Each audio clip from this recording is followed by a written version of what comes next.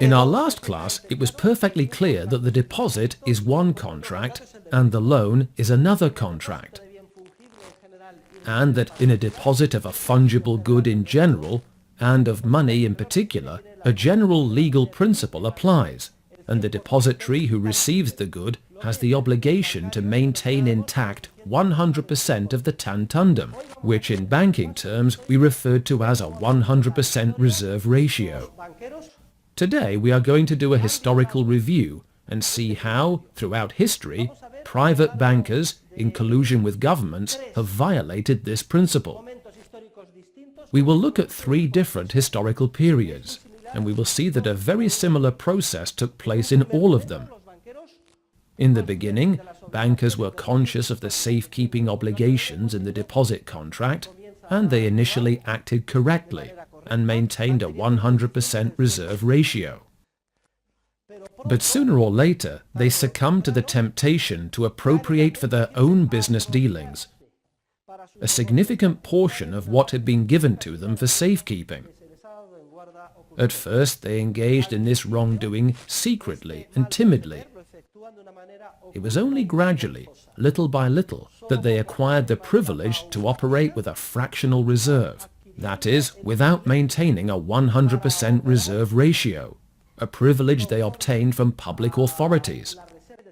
Thus began the collusion which became and remains traditional between bankers and authorities, and we will see the form it took throughout each of these periods in history. When banks began to operate outside the law, very similar economic effects appear, as we will see in all these historical periods. Speculative bubbles emerge, artificial economic expansion, or irrational exuberance, as Alan Greenspan would say, which sooner or later reverts in the form of a profound financial crisis and an economic recession, and then the whole process begins again. It is fascinating to analyze these cases so that we become aware of how the banking system has evolved to its current state. In Chapter 2 of my book, Money, Bank Credit and Economic Cycles, I discuss why bankers give in to temptation, which is very great. In Chapter 4, we will see how the exercise of fractional reserve banking permits the creation, from nothing, of means of payment. But just to give you an idea now, the temptation is extremely strong. As soon as bankers receive money for safekeeping, they begin to think and to rationalize, well, this money I have here, month after month, year after year, is sitting idle, and the depositors are not coming to ask me for it. This is the same temptation the unfaithful cashier faced. I am not doing any harm if I appropriate a portion, do business with it, keep the profit, and then replace the deposit before the depositor comes back to ask for it. As we saw, that was the rationalization used by the criminal who appropriated the money from her till to take it to the Madrid casino for the weekend, gamble it on roulette, win, if indeed she won, and on Monday morning replace it. But if a person does this, whether or not she wins or replaces the money, she is a criminal from the moment she appropriates the money on Friday. She has committed the crime of misappropriation, which is punishable by 4 years in jail. Well, this is exactly what happened at the dawn of fractional reserve banking. However, the profit in this business does not arise solely because a person appropriates an apparently idle good for his own business deals, keeps the proceeds, and later replaces the good before depositors find out.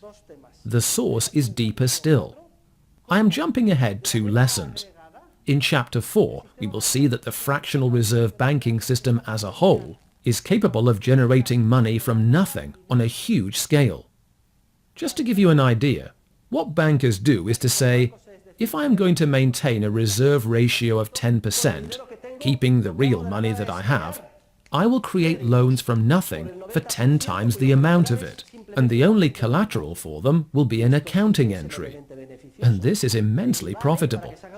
To give you an idea, it is as if I had the power to do the following: to take a piece of paper, who will give me a piece of white paper, to write worth 10,000 euros, here, Anastasia, and to lend Anastasia 10,000 euros. From nothing. Notice, all I have done is write on a piece of paper. But then I will demand that Anastasia pay me back with real money plus interest within 1 year. Sounds like a great deal, does it not? Even better than counterfeiting money. The temptation is very great, and human nature is weak. The flesh is weak. The tempter is always there, lurking in the shadows. You know that money is sitting there idle. It is not fulfilling its social function. It would do humanity so much good to put the money into operation, to finance companies. And everyone thinks, oh, you're right. Of course you're right. The money is sitting here idle. As a cashier, I can see there will be money left in the till over the weekend. It would be so good for humanity if I appropriated it, took it to the Madrid casino, gambled with it, and put it into circulation, where it would change hands. Surely that would fight unemployment and finance investments. And if, to top it off, I won, and the next day replaced the cash, nobody would know. And not only would I not have done anything wrong, but I would deserve a monument. That is basically what most monetarists in Keynes said should be done. Notice, the temptation is great, and human beings always find it easy to rationalize and defend their yielding to it. So, as we will see in the different examples, bankers, the majority of bankers in many historical settings, but not in others, always in a concealed way in the beginning, because it is mainly in the beginning that there is an awareness of wrongdoing, start to appropriate the money of their depositors. That is the reason bankers tend to act secretly, because they know that if word gets around about what they are really doing, there will be an immediate collapse of confidence, and their entire business will fail. According to a general principle of property law, in the deposit of a fungible good, an irregular deposit, the safekeeping obligation requires that 100% of the tantundum be kept at the disposal of the depositor at all times. There will be plenty to say about this, but if the state has a function, it is precisely to safeguard property rights, to properly define them, with all of their implications, and to properly defend them. Therefore, in theory, if there are public authorities who seek the common good, then their primary duty in the sphere of money should be precisely to safeguard property rights. That is, with respect to demand or sight deposits and their equivalents, to watch bankers and make sure they maintain a 100% reserve ratio at all times. However, in the different examples we are going to analyze, we will see that throughout history, public authorities and governments, far from trying to correctly define and effectively defend property rights in this area, have ended up becoming accomplices and have even encouraged bankers' wrongdoing. I have just said that ultimately the exercise of fractional reserve banking permits the generation of means of payment. It involves the power to issue money, which is extremely significant. Notice, Anastasia, where are my 10,000 euros? Don't appropriate them, they belong to Anastasia. Notice, I have just won 10,000 euros. They are just coming into circulation, and I am going to receive them. Who could do that? It is an enormous power, and as you know, the authorities are spendthrifts. Basically, what do they want? And what have they always wanted throughout history? To finance their whims, to finance their palaces, to purchase support, to finance their military projects, their wars. That is what the authorities have always wanted. And the problem the authorities face is that of financing. They must finance their projects with taxes, and citizens resent those taxes and are unwilling to pay them, and discontent arises, and the authorities are discredited, etc. But if the authorities, acting in collusion with bankers, find a way to appropriate depositors' money from nothing, then many of their financial problems disappear. So we must not be surprised by what we are about to see, that the authorities have become the main accomplices of private bankers, and vice versa. Indeed, The authorities have even granted these economic agents called bankers the exclusive privilege of acting outside general legal principles, that is, of operating with a fractional reserve in the sphere of the monetary demand deposit and its equivalents. For centuries, the authorities searched for the much sought-after philosopher's stone. The philosopher's stone was a stone that would turn a rock into gold if rubbed against it. Gold was money par excellence, and so in this way, the authorities thought they could acquire the unlimited liquidity they needed to finance their wild projects without any restrictions.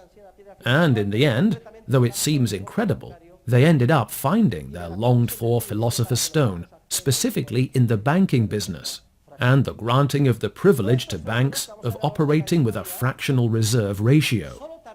It was only late in history that thinkers and philosophers began to understand all of these phenomena we are going to consider throughout history.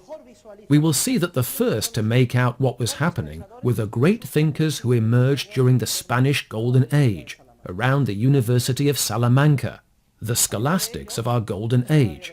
One of them, Luis Saravia de la Calle, in his book Instrucción de Mercaderes, identifies the cause of the harmful effects of banking in the fact that man's insatiable greed has so thoroughly banished his fear of God and sense of shame, and I even believe it is due to the neglect of the Republic's spiritual and temporal leaders.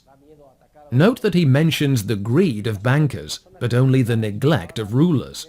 Always more lenient there. It is frightening to attack the authorities. He merely describes them as negligent in defending what they must defend. I think this is a more than kind interpretation. In reality, a perfectly self-interested collusion exists. Well, to illustrate this process, we will first go back to the classical Greek and Roman world. Then, following a vacuum of 1,000 years of economic standstill throughout the Middle Ages, the process started up again at the end of the late Middle Ages in the commercial cities of the Mediterranean, and at the beginning of the Renaissance, which is the second historical example we will offer. And third, we will examine how the same process repeated with the emergence of the first government banks beginning in the 17th century. Again, notice the obvious parallels between the processes in the first three historical cases we will analyze. Though it may seem strange, the first banks in ancient Greece were the great temples. Temples enjoyed considerable prestige. They had autonomy.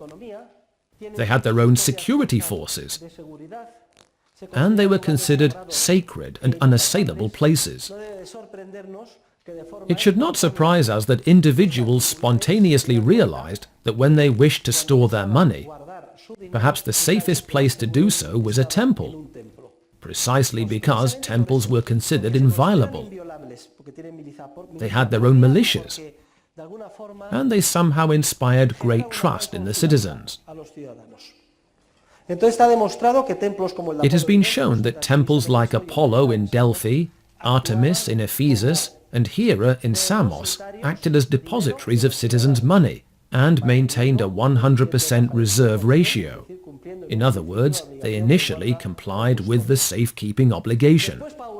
Later, gradually, with the commercial development of the different Greek cities throughout the Mediterranean, private individuals began to take on the role of bankers as depositories. Fortunately, we have documentary evidence. It has survived to this day of some of these activities. The most important piece of evidence is contained in a legal speech, a defense written by Isocrates in the 4th century BC and known as Trapezitica. Isocrates was a student of Socrates and ended up earning his living as a logographer. In other words, he wrote legal speeches to defend his clients in court. And Trapezitica deals specifically with a lawsuit over a banking transaction. Isocrates is defending the interests of his client against those of a banker named Passio, who operated his business in Athens. The client was the son of a favorite of Satyrus, the king of Bosphorus, and had made a large deposit of gold in Passio's bank. And when he went to withdraw it, Passio did not have the tantundem at the disposal of the depositor, and could not return the money. So, what does this reveal? Well, first, that Passio had acted outside general legal principles. Second, Isocrates explains in the speech that his client has been extremely patient, because he has kept quiet for many months while trying to get Passio to return his money, and that only in the end, when the client has realized it is no use, has he pursued the corresponding lawsuit. The banker makes every attempt to avoid the problem and to evade responsibility. He asks the customer to please not tell anyone he could not return the money, because if people found out, Passio would lose all of his prestige, and all confidence in his bank would plummet and disappear. Then, on top of that, when Passio finds himself caught between a rock and a hard place, when the news is about to be made public, he lies like a scoundrel and claims it is false that the customer deposited money with him. Passio claims it was the other way around, that the customer owed him a debt, and that the banker kept the money for that reason. He disappears the slaves who acted as witnesses to the transaction. We do not know how he does it, whether he pays their passage on a trip or simply ties a rock to them and throws them into the sea. He forges all kinds of documents. He resorts to bribery. He manipulates contracts. And in the end, what happens? Well, in Trapezitica, we have only the text of the lawsuit. We do not know what the ruling was. In any case, from our perspective, there are very significant conclusions to be drawn. First, that bankers in Greece were aware of their safekeeping obligation. Second, that not all of them acted honestly and correctly, Passio for instance, but instead some of them surreptitiously violated these principles. Third, that they made every attempt to avoid being caught, that is, exposed, in the illegal act of misappropriation. They had tremendous power because they lent money, and many people depended on them for future financing. So who would dare to criticize or sue a banker? They brought all of their power to bear to discourage the withdrawal of deposits. The phenomenon is constant throughout history. Bankers have enormous power, and they use it to intimidate their enemies and in any way possible to hinder and discourage depositors who wish to withdraw their deposits. Different studies show that in ancient Greece, bankers mainly received deposits and charged a fee for the service, and that in general they did not act as sources of financing, except in very special cases, in which they did act as true financial intermediaries. By the way, where does the title Trapezitica come from? It comes from the Greek trapeza, which means table, because bankers worked behind a table at a certain spot in the city. That is why they are called tabulari, numulari, etc. Sometimes bankers worked at a bench, and thus the term banchieri, which is the origin of the word bankruptcy. When bankers were unable to pay, the bench they worked behind was taken and bam! Broken over their heads. Bankruptcy.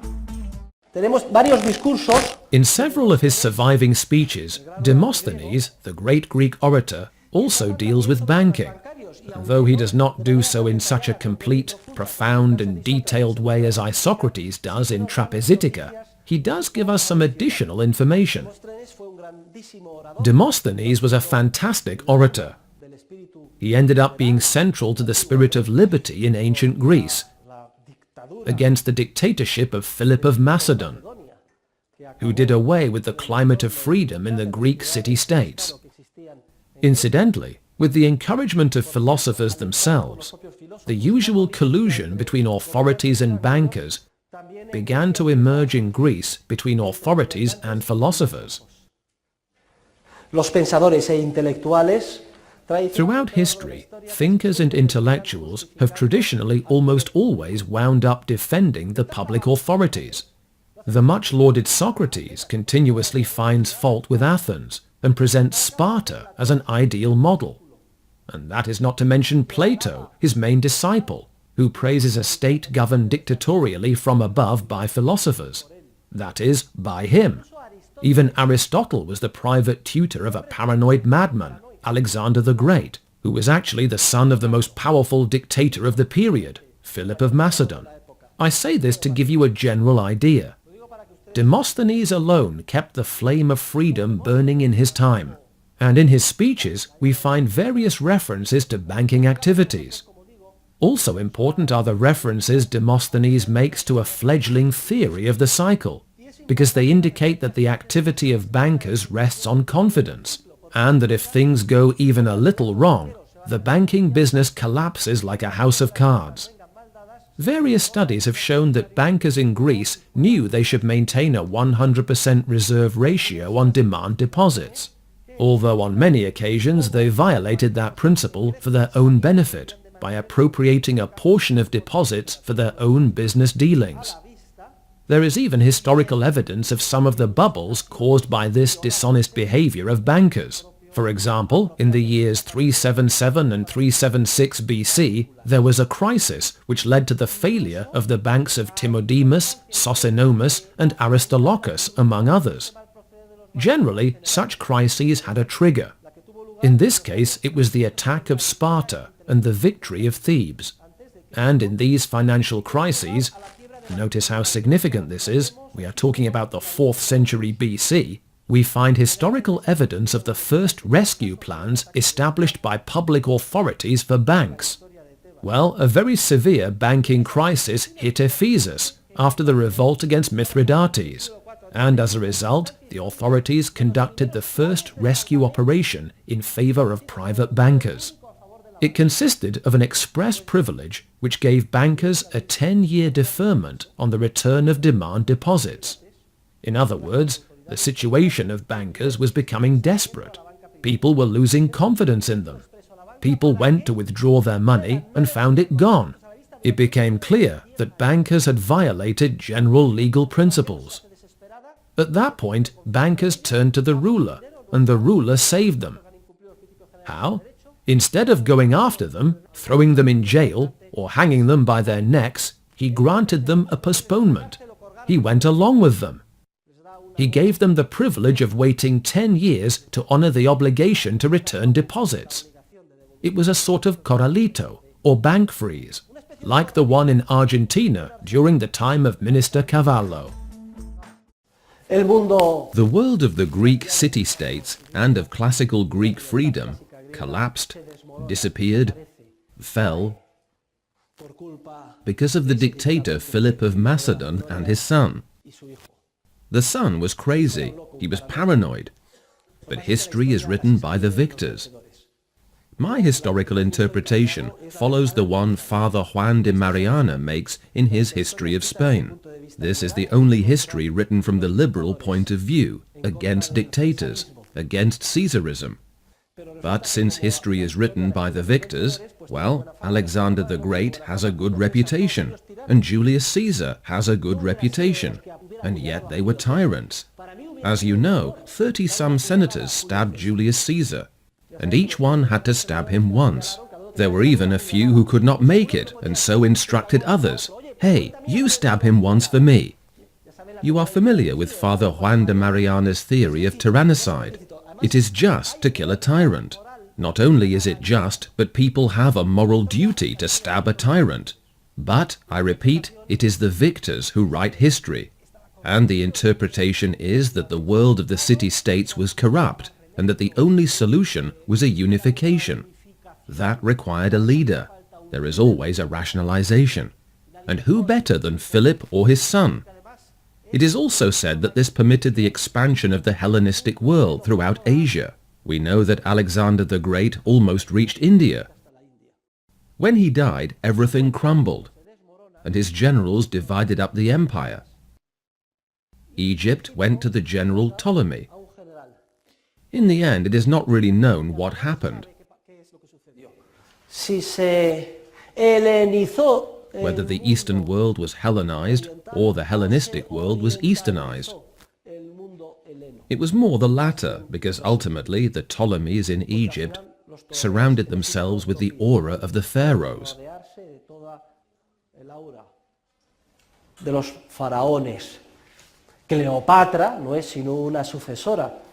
Cleopatra was simply a successor to the Ptolemies, that is, to Alexander the Great's Greek general who received Egypt. Why am I mentioning this? Because in the so-called Hellenistic world, in Egypt, a banking system was again developed, and we have important information about it as well. It is important because in the Egypt of the Ptolemies, the first government bank in history emerged.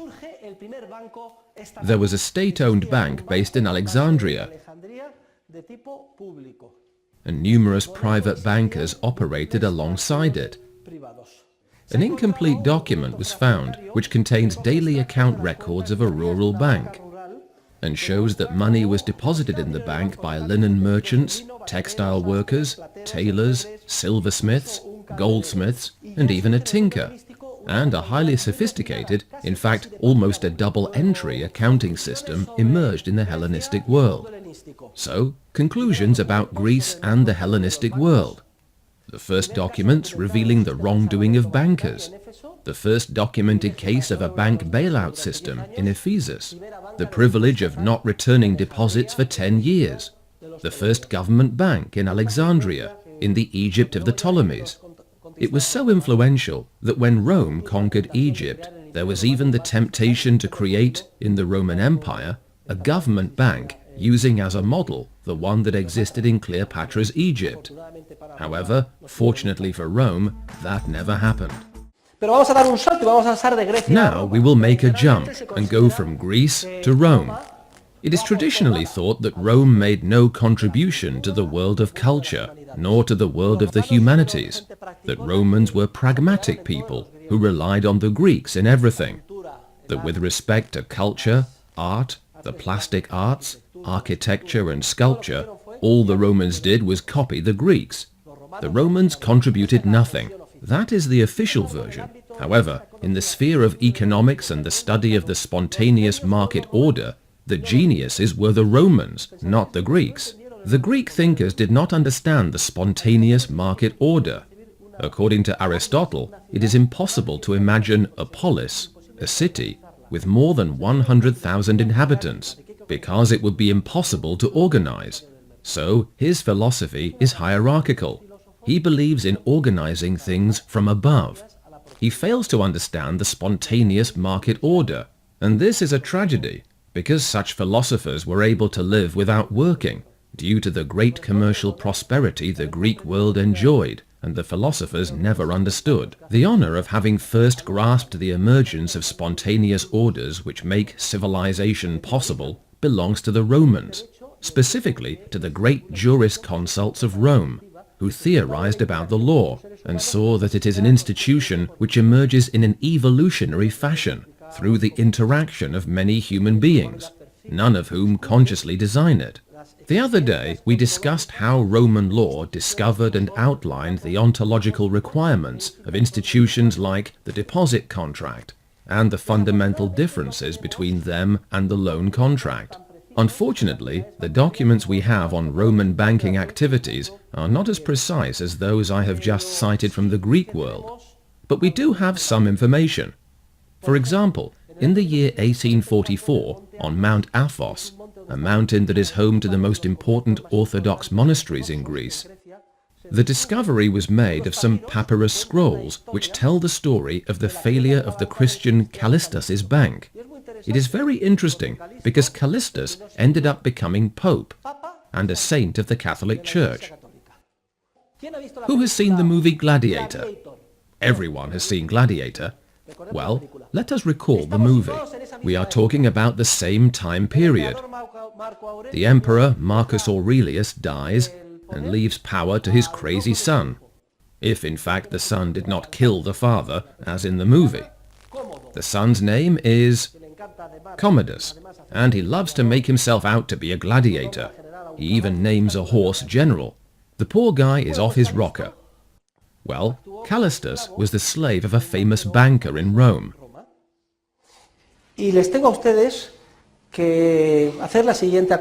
And I must make the following side note. The conditions of slaves in Rome were much less dreadful than you may think, or may have seen in movies or read in novels.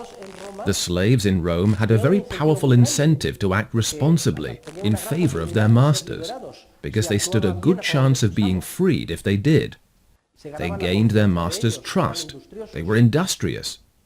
Every 5 years, on the average, 10% of the slaves over the age of 25 were liberated. Do you know what the corresponding rate was in the case of the black slaves in the United States in the 19th century? 0.2%. It was very common for Roman masters to devote a large amount of effort and money to training and educating their slaves. The better educated a slave was, if he knew how to read and write, the rudiments of trade, etc., the more he was worth. In contrast, in the common law system in the United States, it was a crime to teach a slave to read and write, or to educate a slave, and masters faced heavy fines. In Rome, a slave could have his own personal peculium. The term peculium referred to a slave's earnings, and though they officially belonged to the master, the slave kept track of them and managed them himself, and the slave could then use this peculium to pay the cost of his liberation. So, slaves had a strong incentive to be productive and amass a peculium. They could help finance their liberation. In Rome, once a slave had been freed, he could climb the social ladder. It was not frowned upon for a noblewoman to marry a freed slave. Not only was it not frowned upon, it was an everyday occurrence, and vice versa. Members of the second or third generation could even be ennobled. Also, remember that when a slave was liberated in Rome, he or she became part of the gens, the family of the former master, and there were ties of solidarity in families, understood in the broad sense, which included children, grandchildren, cousins, slaves, and freed slaves. So, if a problem arose, people had to pitch in. A freed slave belonged to the family of the man who had freed him, or had freed his father, or had freed his grandfather, and he considered it an honor to belong to that family. And when the time came to lend a hand, he would lend a hand. One incentive masters had to liberate their slaves was that in doing so, they expanded the circle of people who could help them when things went wrong. So it should not surprise you that a master entrusted Callistus with the running of a banking business. And Callistus was a Christian. One of the most important business strategies is to divide up the market, and Callistus specialized in obtaining deposits from Christians. The banking business rests on trust, and if I am a Christian and you are a Christian banker, and I need someone to guard my money for me, I am going to give it to someone trustworthy who is also a Christian, and who therefore believes in Jesus Christ and is honest and will not appropriate the money. A good person who turns the other cheek when struck, who is not going to deceive, who is not going to lie, who is going to obey the commandments, who organizes his whole life around love of neighbor. Well, if you find a banker who makes this sales pitch to you, and the business rests on trust, then you have a strong incentive to use that bank. And in fact, Callistus was very successful from the commercial standpoint, and he obtained numerous deposits, mainly from widows and orphans in the Roman Christian community at that time. But not even Christians are free from temptation, and as the document found on Mount Athos explains, in certain circumstances, Callistus appropriated a substantial part of his depositors' money, and when they went to withdraw their deposits, the money was gone. Confidence collapsed, the bank failed, and it was a major scandal. The document tells us that Callistus fled. He even tried to commit suicide by jumping into the sea at the port of Ostia. And eventually he was detained and sentenced to hard labor in the salt mines in Sardinia. Dear students, that amounted to a death sentence, because the conditions of those sentenced to hard labor, the galleys, or the mines, were so grim that on average a person could only survive 3, 4, or 5 years. But take note, it turns out that the Emperor Commodus had a mistress, a concubine, and the concubine was a Christian. And though Christians today are supportive and charitable, they were especially so then. And Marcia began to ask the emperor to pardon Callistus. and the Emperor Commodus pardoned Callistus before he died in the mines, and he was freed. Well, life is full of ups and downs, and a few decades later, Callistus became a model Christian and was elected Pope. And in a revolt against Christians, he was thrown alive into a well and killed, a martyr of the Church, and made a saint. Saint Callistus I, the 17th Pope of the Catholic Church. And who would have thought that in his youth he had been a corrupt banker? In Rome, it was normal for bankers to act not only as individuals, but also jointly through banker associations, which were known as Societates Argentariae. Argentarium, argentaria, denoted money in Latin. Moreover, to operate as a banker in Rome, a guarantor and a license were required. There was the principle of unlimited liability. Individual members were responsible without limit for the payment of debts, and all of their assets could be used. The purpose was to better guarantee the return of deposits, and it was very clear that accepting deposits was one kind of transaction and required the maintenance of the tantundum, while securing loans and acting as a financial intermediary by in turn lending to third parties was quite another.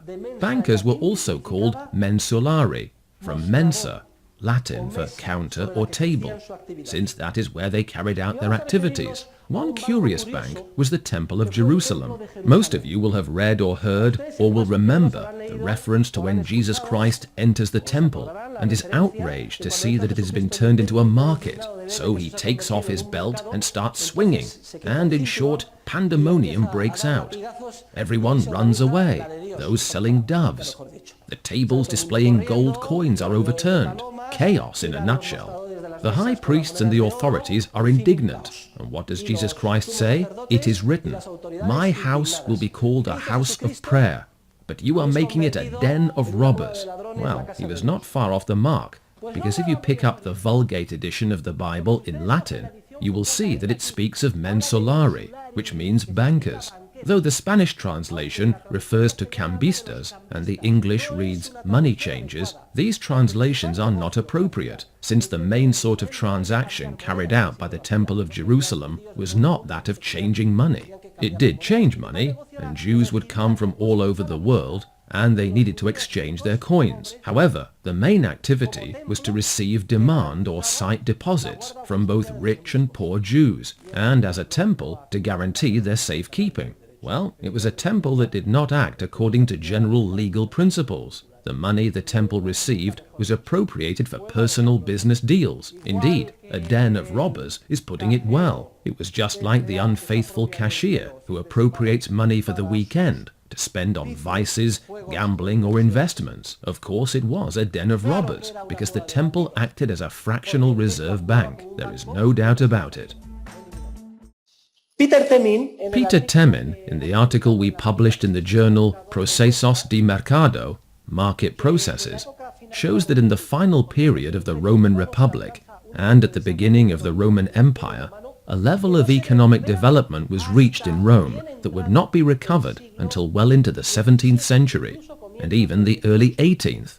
Note what I am saying. Why did this prosperous ancient world disappear? Why did the Roman Empire fall? The official version, which we have heard or read or studied in books in elementary or high school, is that the barbarians were responsible. But that is not true. The barbarians were always putting pressure on the empire, which was always defending itself with varying degrees of success, and even absorbing the barbarians into the Roman civilization.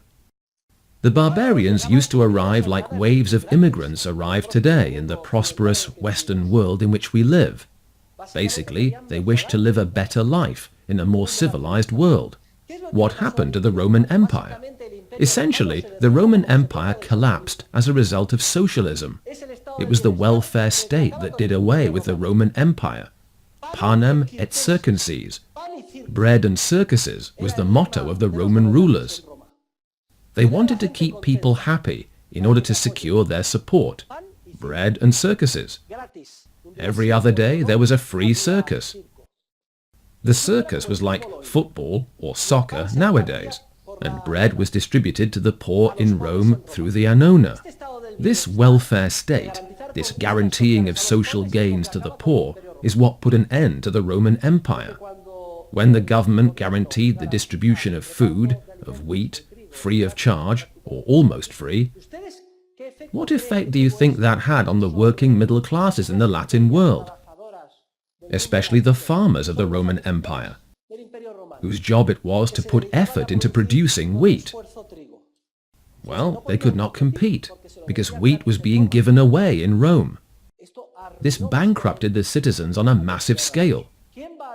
Who is going to devote 12 or 14 hours a day to back-breaking work in the fields if the products are handed out for free in Rome? It is much better to join the pensioners, that is, to leave one's land and go live in Rome. And so it happened that the population of Rome grew dramatically. The free distribution of food attracted the poor like a magnet. Aid to the poor causes poverty. Rome went from 300,000 inhabitants to 500,000, from 500,000 to 700,000, and from 700,000 to 1 million. As a result, it became more and more costly to support that population. The treasury was depleted. So, what did the Roman emperors think of doing? Very simple. They would cause inflation. They would increase the quantity of money, decrease the quantity of gold in the coin. If I cannot pay, I will simply divide a gold coin into 2, or 3, or 4 coins. But, ladies and gentlemen, we will see that an increase in the quantity of money has no effect, except to increase prices. There was a tremendous increase in prices. The prices of all goods rose to a varying degree, but especially the prices of agricultural goods, etc., the subsistence goods of the period. As a result, maintaining the free distribution of wheat became even more burdensome. How did the ruler react to this rise in prices? Well, like all rulers, willfully and by decree, he tried to attack the effects rather than the underlying causes. And in the 3rd century, emperors began imposing price ceilings by law, prices above which it was illegal to buy or sell. We will see that the establishment of a price limit above the price the market sets completely destroys the market. If it is illegal to buy or sell at a price higher than the one I set, and I threaten you with imprisonment or death if you disobey, the effect is that producers stop producing because it no longer benefits them, while consumers consume much more, because at the artificially low price, it is to their advantage to demand much more. The problem of scarcity in Rome worsened. In the final stage of the empire, the emperors were constantly attacking symptoms rather than causes. And when they saw the citizens abandoning the city and going to live in the country, what did the emperors think of doing? By decree, they prohibited people from leaving the city without any effect. Finally, people were assigned to the land and could not leave it. The market and the division of labor were entirely destroyed. That was the beginning of feudal serfdom, and ultimately those serfs provided personal services to a lord who guaranteed their safety in a certain geographical area. That was the beginning of feudalism and the Middle Ages. What had been a common market, similar to that of the European Union, and had reached throughout all the Mediterranean countries, and was perfectly connected with trade flows, etc.,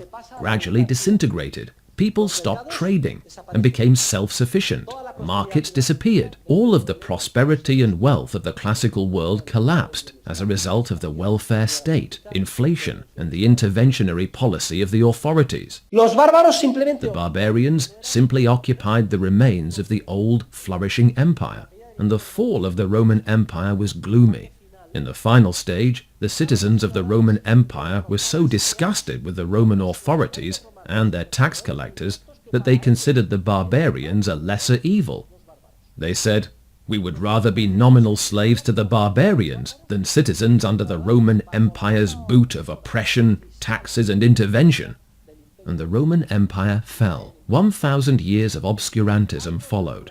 I ask you, what would have happened to civilization if the prosperous liberal world of the Roman market economy, of the beginning of the Roman Empire, had not collapsed due to socialism? Perhaps we would have landed on the moon in the year 800 or 900. Do not think the course of history is a continual advancement, constant progress or development. Human civilization can self-destruct, and we find one of the clearest illustrations of this in the history of the Roman Empire, as I have just explained. Thanks to the Catholic Church, certain monasteries preserved the cultural treasures which would later provide the foundations for the revival of economic activity. In some places, certain cities or burghs obtained security privileges and began to do business again. But we must get into our time machine and travel almost 1,000 years to the 14th century to encounter our second example of banking development. For practically everything was forgotten. Cities were reduced to ruins. Libraries were burnt. Documents disappeared. Business contracts and practices were forgotten. We are talking about 1,000 years of obscurantism. Our second historical example is that of bankers in the late Middle Ages. We have documentary evidence that in the medieval period, banking activity re-emerged. Initially, around a number of military religious orders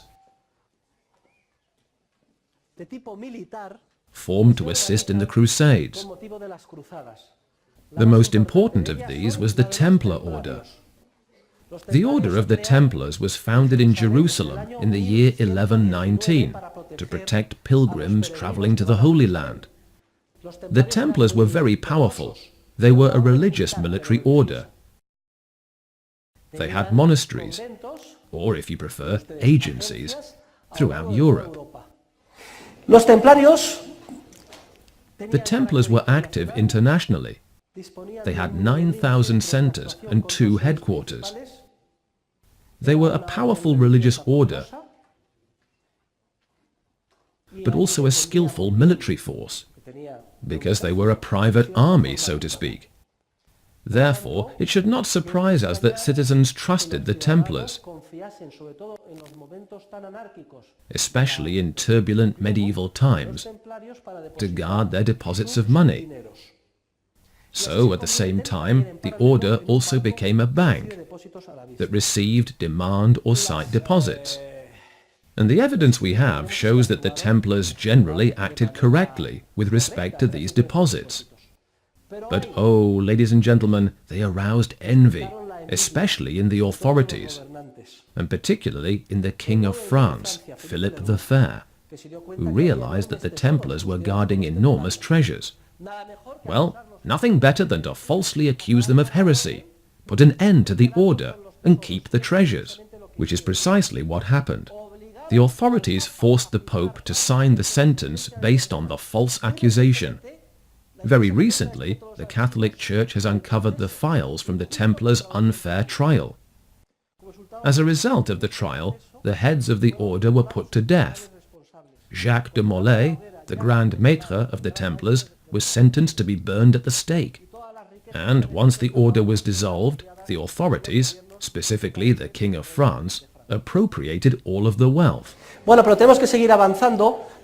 we have to move on, and we will now skip a couple of centuries and focus on a series of Mediterranean cities. They were independent cities. They had gained autonomy. Property was well guarded inside their walls. A class of urban craftsmen and merchants emerged. The cities began to trade with each other, and also with the Orient. They reached a level of prosperity very similar to that of ancient Rome, because in a way they replicated the circumstances that had led to the affluence of the classical world 1,000 years earlier. They were Italian cities on the Adriatic, especially Venice, and other Italian cities like Pisa and Florence, and even cities in Spain like Barcelona and Valencia. And the following scenario again unfolded. Bankers who accepted money on deposit began to appear. At first they behaved honestly. Later they began to feel the temptation to appropriate a portion of their depositors' money. This resulted in speculative bubble periods, which inevitably ended in financial crises and economic recessions. Before we move on, I would like to make reference to the institution of the Depositum Confessatum. The 3 monotheistic religions, Judaism, Christianity and Islam condemned interest-bearing loans. It was a grave sin to lend at interest, unless one was lending to the Gentiles. Then it was not a sin. If you were Jewish and made a loan to another Jew, you were committing a sin. But if you lent to a Christian or a Muslim, you were not. It is not surprising that as a result, in the Christian world, for very prolonged periods of time, the main bankers were Jewish. That's their own business. Let them make loans. They're going to hell anyway. They're going to be condemned for having killed Jesus Christ. So what difference does it make if they lend at interest? This also largely explains the hatred of Jews. One of the easiest ways to get out of paying debts was to regularly bring about a pogrom, a persecution or a massacre of Jews. Because if the Jews died, then all debts were cancelled. But a market economy cannot function without loans and without financial intermediaries. Of course, in the 19th century, usury, lending at interest, officially ceased to be prohibited. In any case, it was necessary to look for ways to avoid the terrible penalties which, both in the temporal and in the spiritual realm, resulted from participation in lending operations. One way to conceal a loan was to disguise it as a deposit, and that is the institution of the Depositum Confessatum. As we saw, in Roman law, when the depository of a true deposit failed to return the money properly and on time, not only was he guilty of theft, but he was also obliged to return the money with interest. And here lies the crux of the matter. In the Middle Ages, many traders thought of declaring that the interest-bearing loan they were participating in, the actual operation, was not really a loan, but a deposit. So they would reach an agreement and conspire together. The depositor would say, "Listen, I'm going to ask you to return the pseudo-deposit, which is not really a deposit but a loan, in a year. Say that you cannot return it, and then you will be sentenced to pay interest as if you were a defaulting depository. And in that way, we will conceal the lending operation, and neither of us will be put in jail, nor will we go to hell." So then they would carry out the operation and declare or confess under oath that it was a deposit, Depositum Confessatum, when it was actually a loan. That was one of the subterfuges. There were others, which for centuries and centuries, while interest-bearing loans were prohibited, people used to conceal a loan. And I mention this institution, the Depositum Confessatum, because it had a very harmful effect on banking theory, in the sense that it completely blurred the major differences Roman law had established between the deposit and the loan. Since, in practice, loans were disguised as deposits, it became commonplace to think all deposits were loans, and even moralists, etc., were suspicious of deposits. They would say, "No, this is most likely a loan." In the end, complete confusion arose. To a great extent, that confusion, which can be traced back to the Depositum Confessatum, and which is a consequence or a historical accident of the canonical ban on usury, is largely responsible for the financial turmoil in which we now find ourselves. Usher explains that the resurgence of banking in these cities during the late Middle Ages resembled what we saw in the last example. In the beginning, banks acted legitimately and maintained a 100% reserve ratio. But soon they began to violate general legal principles and appropriate a portion of deposits. They began to operate with a fractional reserve ratio. Usher even found documentary evidence that the Taula de Canvi, Barcelona's municipal bank, operated with a reserve ratio of 1/3. In other words, it held 1/3 and it appropriated the other 2/3 in order to lend them. According to Usher, the first banking activity in history, therefore, was the creation of deposits from nothing, based on a fractional reserve ratio, and it was not the issue of paper money or bank bills, in other words, false deposit certificates. that banking activity would be discovered much later, in the 17th century. The most profitable illegitimate banking activity is the appropriation of sight or demand deposits made with bankers. Usher analyzes the bubbles that formed, the crises and financial recessions that hit, and then the privileges the authorities ultimately granted banks, permitting them to operate with a fractional reserve. However, history is very curious, especially in the case of banking in Barcelona. A look at banking in Catalonia in the 14th century reveals that authorities did attempt to ensure compliance with general legal principles and make sure bankers respected the money of their depositors. The Usos de Barcelona in the 13th century was, so to speak, the first commercial code based on rules which had developed spontaneously in dealings between different traders. It was formulated around the year 1300 to 1301.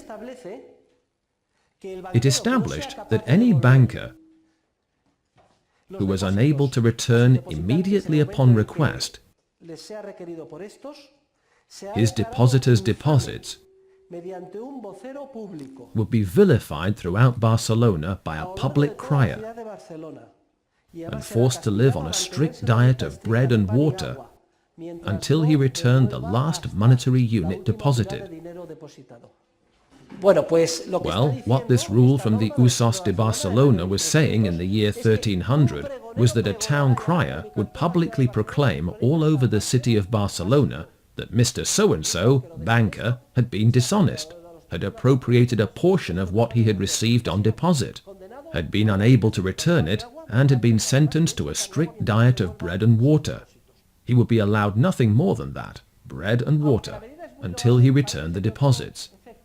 Though the measure was highly commendable, it apparently did not have the desired effects, and a few years later the regulations were completed, and bankers who had obtained collateral and guarantees were required to use a tablecloth to distinguish themselves from those who lacked collateral and guarantees. So, when you went to the banker's quarter to make a deposit, if you saw a banker with a tablecloth, you knew he had sureties, collateral, and guarantees, and was therefore more solvent than one who did not have a tablecloth. It was a way of giving information to customers.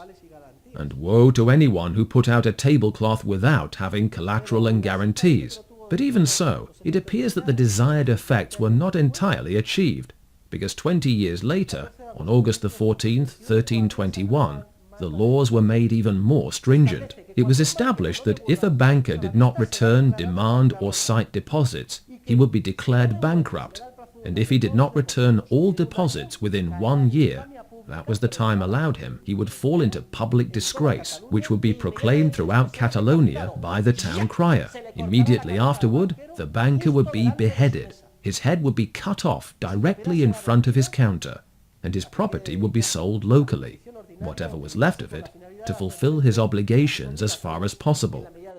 There is written evidence that one banker, oh, poor bankers, one Francesc Castello, was beheaded right in front of his bench in the year 1360, in accordance with the law. There are records and historical studies of two very significant bubbles, formed by the process of expansion which fractional reserve banking causes. The most important of these has been studied by Carlo Maria Cipolla, who considers the emergence of banking in Florence. Starting in the 14th century, bankers began to make fraudulent use of part of the money placed on demand deposit with them, and thus they began to create money out of thin air. An artificial economic boom resulted, but sooner or later a collapse of confidence and a severe financial crisis followed. People went to withdraw their deposits and found they were gone. This crisis was triggered by England's inability to repay its loans, the public debt issued by the Kingdom of England, which suspended payments. As a result, all banks systematically failed between 1341 and 1346. At the time, in Florence, there was a system of fractional reserve free banking, with no central bank. No one could save the banks. They all went under. Mortality rate, 100%. People went to withdraw their money, and it was gone. The banks failed. Bankruptcy. The bench where bankers did business was broken. Their property was sought and sold to pay their debts. There was a process of credit tightening, just like the one we are now experiencing. In the documents, we read of a mancamento della credenza, or a credit shortage. The documents of the period inform us that banks paid only in ink. In other words, they had no cash to return to people. They paid only in promissory notes. Businesses failed when banks were unable to return loans. Businesses failed when banks were unable to return loans. An extremely deep economic recession hit. It was similar to that of the fall of the Roman Empire. Moreover, it coincided with the dreadful time of the plague. The age of the Canticle of the Sun gave way to the age of the Dance Macabre.